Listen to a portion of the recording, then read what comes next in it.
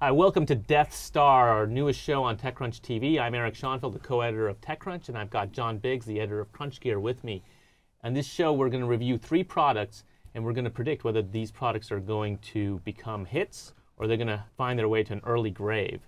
And the products today are the Samsung tablet, an Instagram photo app on the iPhone, and the Boxee box web video on your TVs. So here we go. We're going to start out with the T-Mobile Galaxy Tab. This is Samsung. You notice it turns off almost immediately.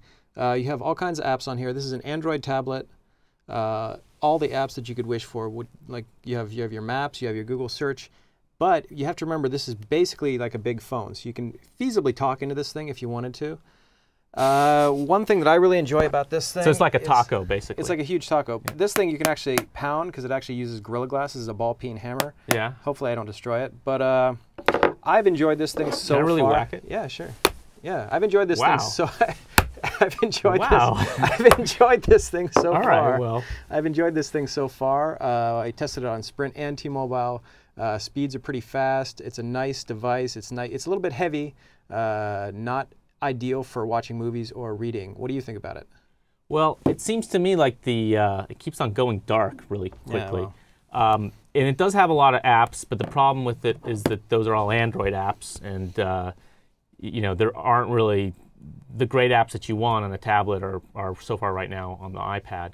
And really the screen size is my big issue with it, because, you know, it's somewhere in between an iPhone and an iPad, and I almost feel like, you know, if I want something big, I'd rather have an iPad or even something bigger. Yeah, but can you do this on the iPad? No, I can't, and you know, that is its saving grace, probably. I think really, I mean, if you give this to kids or the inebriated, you're fine.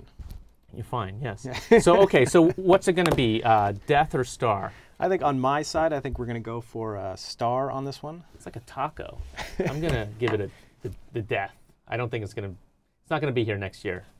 Okay, next is the Instagram iPhone app, which is I think it's the top iPhone app in the photography section. So if you want to take horrible photos and improve them slightly with filters, right. you can do that with this. I just took a picture of this, and I was recently in Macy's. In front of Macy's, there was this funny guy, all dressed up, and so you just take pictures and you put a filter on it, make them look good, and then you share them with your friends. You can tweet it out, share it on Flickr, on Facebook, and you can also tell people where you are using Foursquare locations.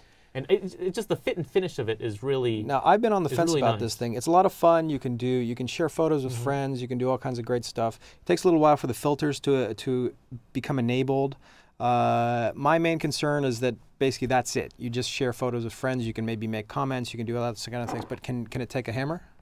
No, it can't take a hammer, but that's not what it's made for. And what else do you need? I mean, it's the best application for sharing photos right now. It tells you where you took them, and it lets you share with your social network, whether that's on Twitter or Facebook or what have you. I'm offering a very, very tenuous star on this one. Well, that's the right decision, because I'm going to give it a star, too. Okay, so finally, the last one is the Boxee box, which I have behind me here. So let's watch this thing boot up. Right, so this is a way to get internet web video onto your TV, and there's a lot of TV shows that you can watch. Are there any shows that anybody would want to watch? Office, The Daily Show. These are all movies, right? These are movies. These are the movie selection isn't the best, and then you've got these apps. Netflix is going to be on here. That's going to be big, and Vudu is going to be big for movies, on-demand movies. You're going to already have to have a subscription to get those. And then my favorite part of this is when you see what your friends have been watching on the web. So you can hook this up with your Twitter or Facebook friends, and these are all of the people who I follow on Twitter or Facebook and also have a Boxee, and these are the different videos that they have been sort of tweeting out, and that's a good social discovery mechanism. This is death on my part, simply because I don't think these guys have what it takes to take it to the next level. Google TV is going to eat their lunch, and that's basically it. I think that they're challenged just on the content side, but if they can get the content right, I'm gonna give it a star because I think they did a great job on the UI, and I think it's inevitable that more and more video is going to move over to the web, and when it does, they're going to have a better chance of grabbing it. That was very, very exciting. Oh. Hey. Hey.